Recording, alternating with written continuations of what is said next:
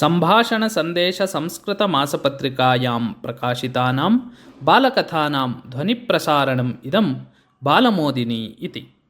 कश्चन राजा अमरत्वं प्राप्तव्यम् इति तस्य महती इच्छा। तदर्थं कः उपायः इति सः सर्वदा चिन्तयति। सर्वान् सर्वदा तद्विषये पृच्छति च।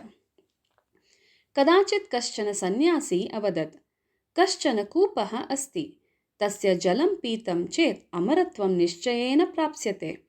किन्तु सः कूपः कुत्र अस्ति इति अहं न जानामि। भवता तस्य अन्वेषणं कारणीयम् इति।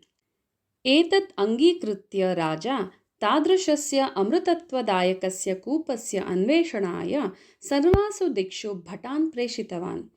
भटाः सर्वत्र अन्वेषणं कृतवन्तः। अन्ते सः कूपः कुत्र अस्ति इति अंशः तैः ज्ञातः। ते प्रत्यागत्य राजानं तां वार्तां निवेदितवन्तः। एतां वार्तां श्रुत्वा राजा नितरां सन्तुष्टः।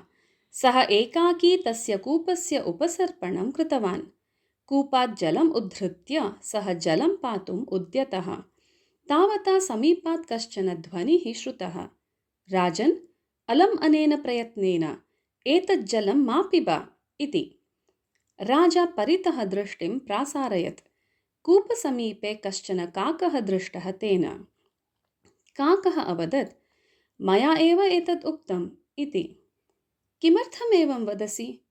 अमरत्वं प्राप्तुम् इच्छामि अहम्, अतः एव अत्र आगतं मया, राजा उक्तवान्।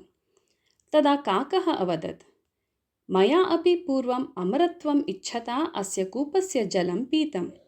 ततः अमरत्वं तु प्राप्तं, किन्तु इदानीं पश्चात्तापम् अनुभवामि। मम गृहजनाः, बान्धवाः, सुहृदः च दिवङ्गताः। कालः गतः, परिसरः परिवृत्तः, चिन्तनानि परिवृत्तानि। तथापि अहं तु अमरत्वं प्राप्य यथा पूर्वम् एव अस्मि। मरणं मां न उपसर्पति। अहम् एकाकितां प्राप्य प्रतिदिनं रोदिमि। अमरत्वप्राप्त्या मया न किञ्चिदपि साधितम् इति विवेकः मयि उदितः।